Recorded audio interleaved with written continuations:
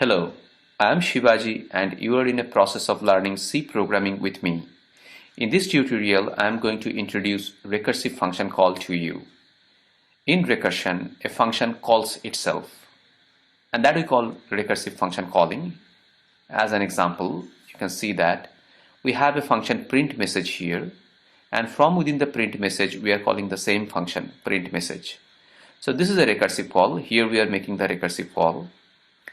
So what will happen here, on calling the print message function, the hello world will be printed for the first time. Then it will go on calling itself. So, and this in this case it's going to be for indefinite number of times unless and until the system denies to call due to some resource failure. So it will go on printing hello world for indefinite number of times. So this is a recursive function call, and that we can use in our program to go or execute same set of code again and again and for a desired number of times. So if we need to implement recursion fruitfully or effectively, what we need is to curve the recursion call so that recursive function call is going to be only for desired number of times. So for that we need to just curve the recursive call by putting some condition which is not available in this case, so it's going to be indefinite. So for effective recursion, the termination condition of the recursion is very much important. So say, for example, we want to put it in this way. Say, if I call the print message function and I will pass a number here. So if I pass 3 from the calling point, then print message is going to print hello world for 3 times. So we need to check how many times the print message has been printed.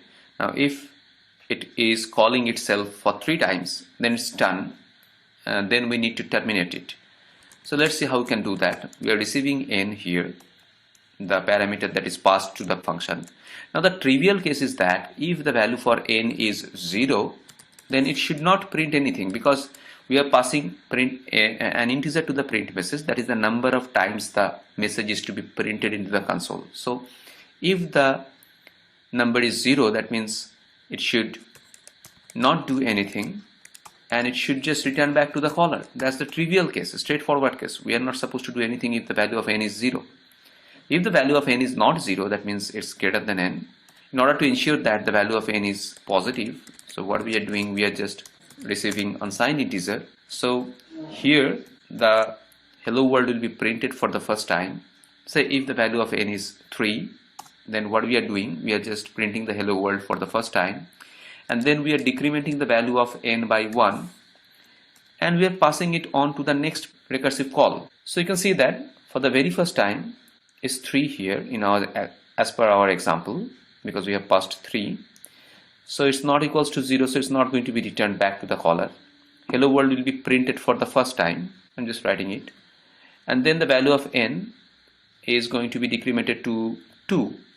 So in the next print message, that means here 2 is passed to the print message function, so the next print message that we are calling here will receive 2, and in that case here it is 2 is the second instance of the same print message, so it is receiving 2 here. So again it's not equals to 0, so hello world will be printed from the second instance, so here it will be printed, and then the value of n is going to become 1. So again you are calling the same print message function and passing 1 here.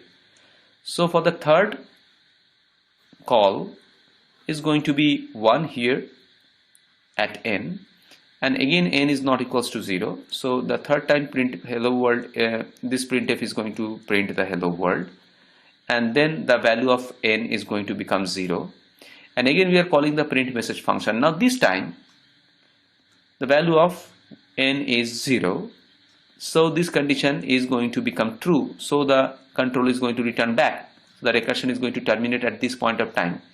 So this condition is called recursion base condition, from where if it is true, then at that point the recursion bounces back to the caller. So it will ultimately eventually come to this main, so it will go back to the control will get back to the main function after completing this. So 3 times the hello world is going to be printed into the console. So this is how the recursion works. We need to put a termination condition so that the recursion eventually terminates.